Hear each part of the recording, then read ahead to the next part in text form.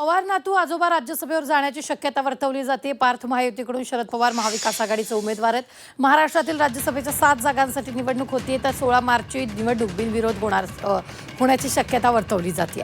महायुतीला 6 जागा, महाविकास आघाडीच्या वाट्याला 1 जागा। पवार कुटुंबातील नातू आणि आजोबा एकाच वेळी राज्यसभेत प्रवेश करण्याची शक्यता आहे। तर राज्यसभेच्या 7 जागांसाठी होणाऱ्या निवडणुकीत पार्थ पवार आणि शरद पवार हे निवडून जाण्याची शक्यता आहे। येत्या 16 मार्चला राज्यसभेच्या 37 जागांसाठी निवडणूक होणार आहे। या 37 जागांपैकी 7 जागा महाराष्ट्रातल्या आहेत। महाराष्ट्रातून राष्ट्रवादीच्या कोट्यातून पार्थ पवार तर राष्ट्रवादी शरदचंद्र पवार पक्षाच्या कोट्यातून शरद पवार यांची निवड होण्याची शक्यता आहे। आमदारांच्या बलाबलनुसार महाविकास आघाडीच्या वाट्याला 1 तर महायुतीच्या वाट्याला 6 जागा येणार आहेत।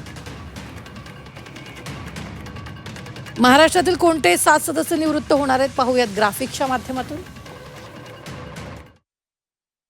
शरद पवार, रामदास आठवले, डॉक्टर भागवत कराड, धैर्यशील पाटील, रजनी पाटील, प्रियांका चतुर्वेदी आणि फौजिया खान हे खासदार निवृत्त होणार आहेत।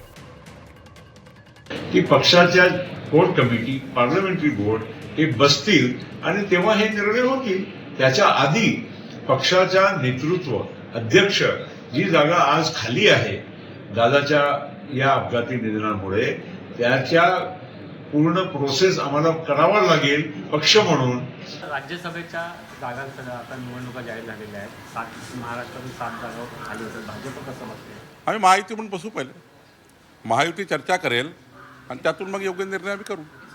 त्यामुळे महाविकास आघाडीने ठरवलं आणि ठरवेलच महाविकास आघाडी, कारण पवार साहेबाच्या अनुभवाचा फायदा हा निश्चितपणानं महाविकास आघाडीला पुढे घेऊन जाण्यासाठी होत असतो।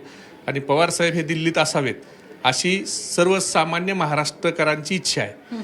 देशातल्या लोकांची देखील इच्छा आहे की पवार साहेबासारखा अनुभवी माणूस हा राज्यसभेत असला पाहिजे।